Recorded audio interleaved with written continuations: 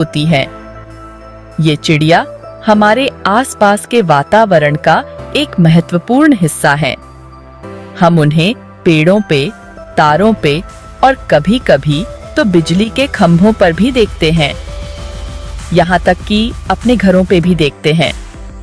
ये चिड़िया हमारे जीवन का एक अभिन्न अंग बन चुकी हैं। वो छोटी होती हैं, पर बहुत ही समझदार। उनकी चपलता और बुद्धिमानी हमें हमेशा हैरान कर देती है।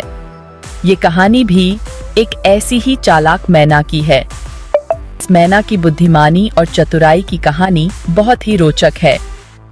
ये मैना एक आम के पेड़ पर रहती थी। आम का पेड़ उसकी पसंदीदा जगह थी, जहां से वो पूरे बगीचे का नजारा देख सकती थी। उसकी दोस्ती अन्या नाम की एक प्यारी सी लड़की से थी। अन्या और मैना की दोस्ती बहुत गहरी थी। अन्या को सारे जानवर बहुत पसंद थे। वो हमेशा उनके साथ समय बिताना पसंद करती थी। वो हमेशा उनके खाने पीने का ध्यान रखती थी। जानवरों के प्रति उसका प्यार और देखभाल अद्वितीय थी।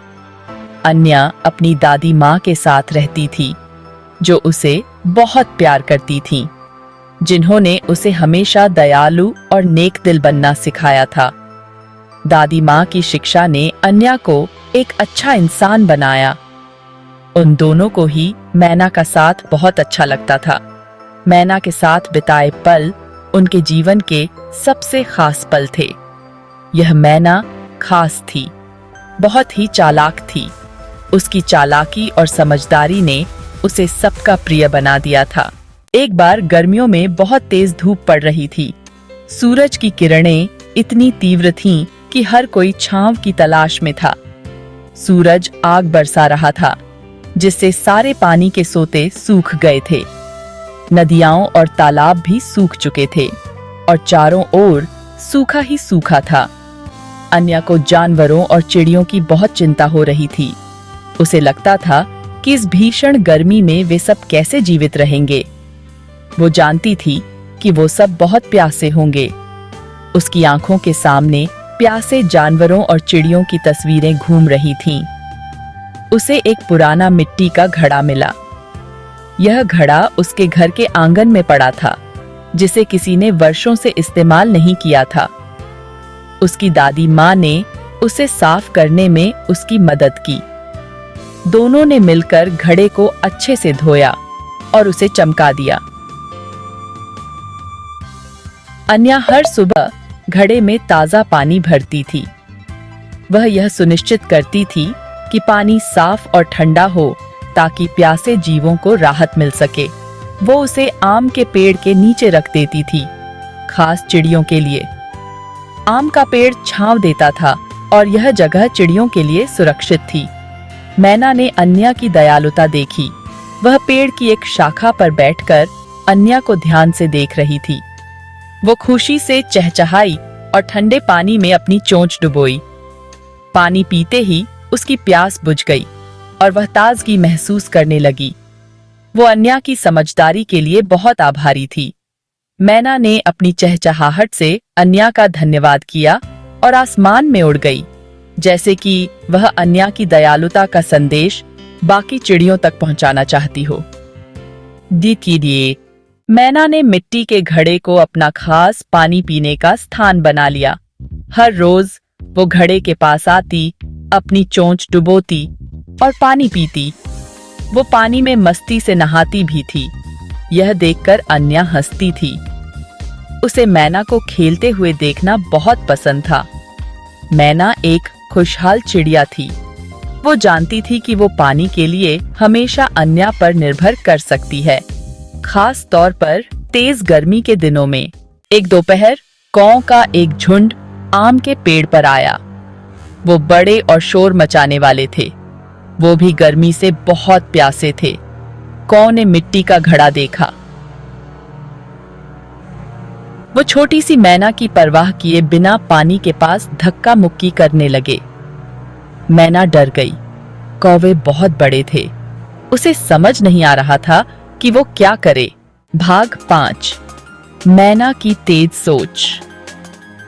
मैना ने देखा कि कौवे पानी के घड़े पर कब्जा कर रहे हैं। कौवे बहुत शोर मचा रहे थे और मैना को पानी पीने नहीं दे रहे थे। वो जानती थी कि वो उनसे लड़ नहीं सकती, लेकिन वो चालाक थी। उसने सोचा कि उसे कुछ और करना होगा। वो जल्दी से उड़कर अन्या के घर गई। उसे पता था कि अन्या उसकी मदद कर सकती है। वो खिड़की के पास जाकर बैठ गई और जोर जोर से चहचहाने लगी। उसकी आवाज में एक अलग सी घबराहट थी।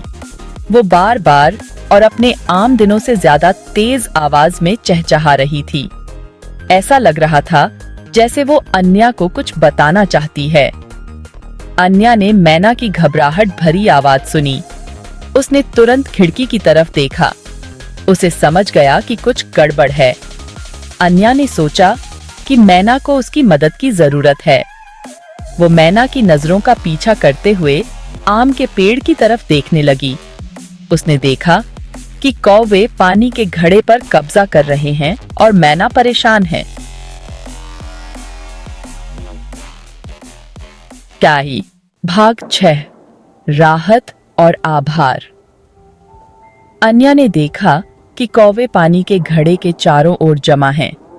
वो समझ गई मैना मदद बुलाने आई थी। उसने जल्दी से कौओं को भगाया। कौवे चौंक गए और उड़कर दूसरे पेड़ पर चले गए।